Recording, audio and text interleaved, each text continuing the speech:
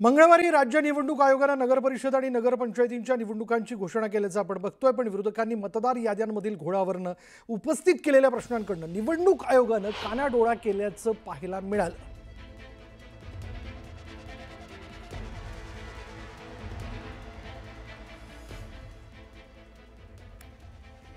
दरम्यान या संदर्भात पत्रकार परिषदेत विचारलेल्या प्रश्नांना वाघमारेंनी कशी उत्तरं दिली आहेत ते पण पाहूयात। यामध्ये पहिला प्रश्न विचारण्यात आला की दुबार मतदान रोखण्यासाठी काय करणार, तर यावरती त्यांनी उत्तर दिलं की दुबार मतदारांसमोर डबल स्टार चिन्ह असेल, दुबार नोंदणी असलेल्यांशी संपर्क साधणार आणि दुबार नोंदणी असणाऱ्यांना एकच मतदान केंद्र जे आहे त्या ठिकाणी उपलब्ध असेल। दुसरा प्रश्न आम्ही विचारला की मतदार यादीवरनं विरोध केला जातोय, मग निवडणुकीची घाई का केली जाते। यावरती त्यांनी उत्तर दिलेलं आहे की दुबार तिबार मतदारांबाबत विशेष उपाययोजना करण्यात येत आहेत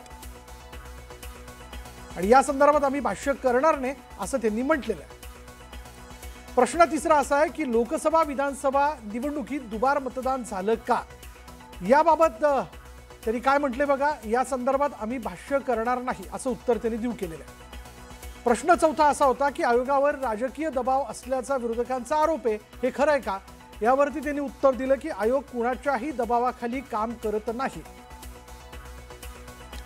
दरम्यान आजच्या पत्रकार परिषदेत पत्रकारांनी अधिकाऱ्यांवर प्रश्नांचा भाडीमार केला, पाहूयात।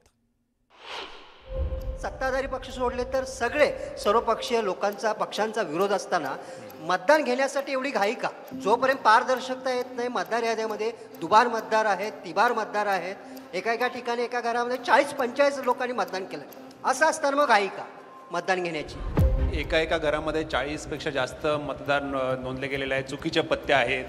तुम्ही हे मान्य करता का की यापूर्वी ज्या निवडणुका झालेल्या आहेत, लोकसभेच्या असू द्या विधानसभेच्या असू द्या, त्यामध्ये सुद्धा हे दुबार मतदार होते आणि त्यांनी मतदान केलंय, यात निवडणूक आयोगाची चूक आहे? नाही, लोकसभा विधानसभा निवडणुकीच्या बाबतीत मी काही कमेंट्स करणार नाही। दुबार मतदारांच्या बाबतीत तुम्ही म्हटलात की आम्ही त्यांना चिन्हांकित करणार आहोत, डबल स्टार देणार आहोत, त्याची काही संख्या आपल्याला ठाऊक आहे का? दुबार म्हणजे त्याला स्टॅम्पिंग नाही, दुबार ते संभाव्य दुबार आहे, संभाव्य दुबार। तिथे शहानिशा करतील त्यावेळेसच कळेल की तो खरोखर दुबार आहे किंवा नाही आहे। त्याच्यामुळे ही संख्या आता मला सांगता येणार नाही। एका घरामध्ये 48 लोक आहेत, 72 लोक आहेत, तर ही नेमकी चूक कोणाची आहे? सुलभ शौचालय असेल किंवा आयुक्तांच्या घराची यादी आहे, त्याला जबाबदार नेमकं कोण आहे? नाही, आता याच्यामध्ये ही जी यंत्रणा आहे, मतदार यादीची यंत्रणा वेगळी आहे, ही ॲक्च्युली याच्यावर तुमचा वचक नाही आहे का? आम्ही फक्त ती यादी अडॉप्ट करतो। दरम्यान